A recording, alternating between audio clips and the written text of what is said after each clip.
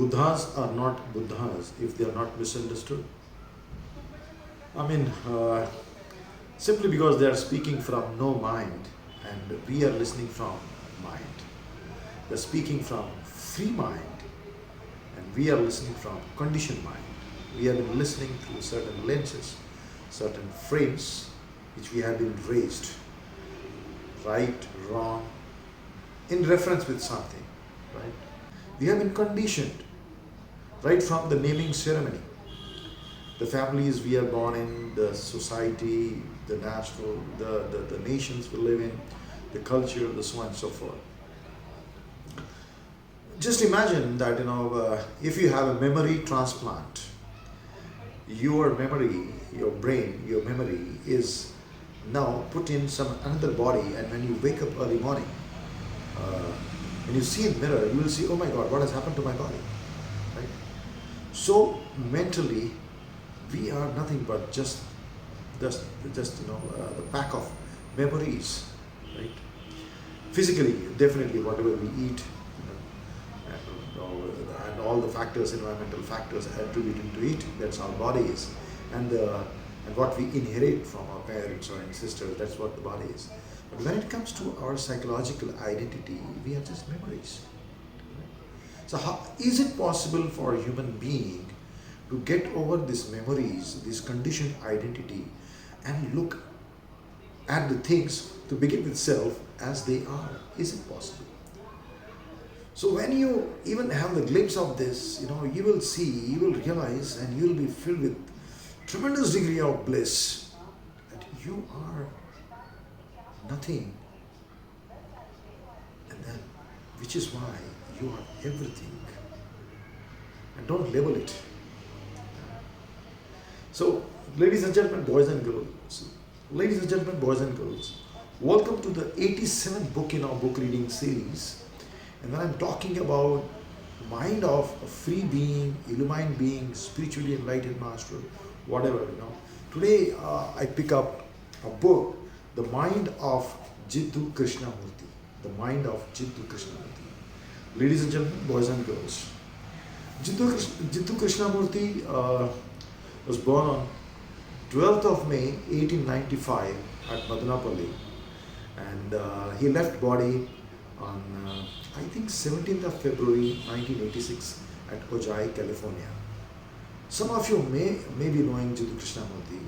So 12th May means today is his birthday, and more than 25-30 years approximately now I have been reading his work, I've been listening to his talks, and somehow his thought process or his insights, his profound insights stirred my soul, touched my heart to the extent that whatever realization I have so far is in deep congruence with what he says. And then I realized, yes, when it comes to developing our personality, assimilating knowledge, which is very much useful in this manifested world, materialistic world, our day-to-day life, it is must. But when it comes to knowing self, what actually, when you negate everything, like peeling off all the layers of onion, when you go back to all your identities, and then you want to know who you are, what you are. So for that, this approach doesn't work. You need to let go. Now this cannot be taught. Sometimes it gets clicked to it. So in the mind of Jiddu Krishnamurti, this book compilation, edited by S.R.Vas. So I'm not going to get much into it, but definitely one of the chapters. Can illumination be transmitted? Can spiritual enlightenment be transmitted? Transfer from one being to another being. Is it possible? One thing. I feel, thank God it cannot be. I pray that it should not be. Because if someone can illumine you, then somebody can, unillumine you, or maybe lead to, can lead to you a certain kind of deep hypnosis, right? So better that, do it by yourself, know thyself, But if you're really prepared and you just need a simple push, and if you come across a pure being. Maybe that can work. But then Jiddu Krishnamurti himself says that he has met thousands and millions of people. But is it really possible that people got enlightened in his company by his talks? That's a question. That's a question. Maybe, may not be, right? So you need to find out yourself. You know? And then definitely in this book, chapter 41 is talking about the free mind. So ladies and gentlemen, boys and girls, I'm not going to get into this book. I thought today is his birthday. So let me mention here about what we mean by free mind. The free mind is from one to oneness, from individual to indivisible, which is all pervading. So when this shift happens, when this paradigm or quantum leap happens, then let it be your own experience, what you experience. Don't long for it. Because here also in this chapter, let me read out, so long as there is a desire for experience, the experiencer is thriving. I mean that identity, right? Now dying is the very opposite that begins when experience is seen to the void. Continuity, can it ever breaks its own bond in time? Maybe a little heavy for some of you, but those who are in sync with this is so blissful, so ecstatic, so orgasmic. Continuity can never be broken on its own level. It can only cease to be when submerged in another dimension. Yes, and that dimension is timelessness, manifesting itself on the level of continuity as death. So, the crux is, the message which I understood is, there is something which is beyond this so-called visible world, so-called world of even energy. So when you glimpse that, no communication is required.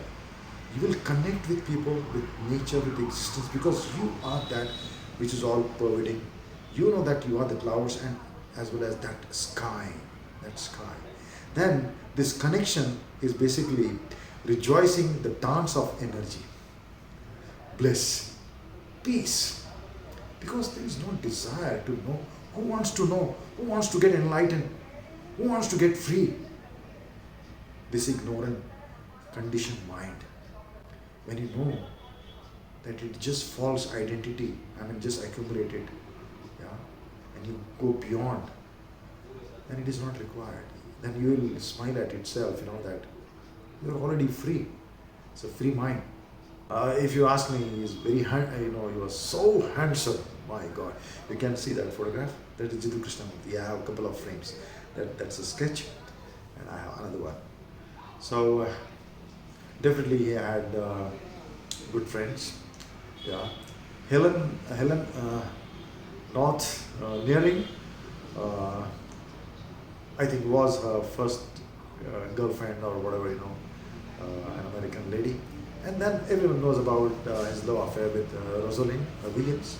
I think it lasted for 25 years. I don't know whether Helen Knowthe and Rosalind Williams love affair or whatever, But definitely, the texts there on net, and I read at very reliable sources, from the reliable sources, that yes, he was having this kind of life. Yeah. But I'm very sure that he was not attached, conditioned to the extent that it became a kind of stagnancy. Because he's a free being, he would have led, freedom between himself and herself and everyone else, and just flowering of love and compassion. Well-dressed, thorough gentleman. When he was just a kid, he was observed by lead beater, and then he saw, oh my God, this child was standing, I think at some sea beach or something like, with such consciousness that he was not desiring anything. He was just beingness. And maybe lead beater was, because he was into theology and all, and he saw that kind of an aura. And then we all know, and Besant raised him. He took Jiddu Krishnamurti and his brother Nitya to foreign land, to UK, and then he was raised. I think we all know that by Theosophical Society, an order of East, and it was Maitreya Mission that he is the next Buddha, but Jiddu Krishnamurti dissolved that order and he said, no, I'm not that. And he says, truth is a pathless land. And then he spoke for years and years on that. And most of the time later he spent at Ojai, though he was traveling all over the world. You will see his talks on YouTube and a lot many books. Definitely his own books, like A Flight of an Eagle and Freedom from the Known, one of my favorites. And so I pray to God, I pray to that supreme divine energy.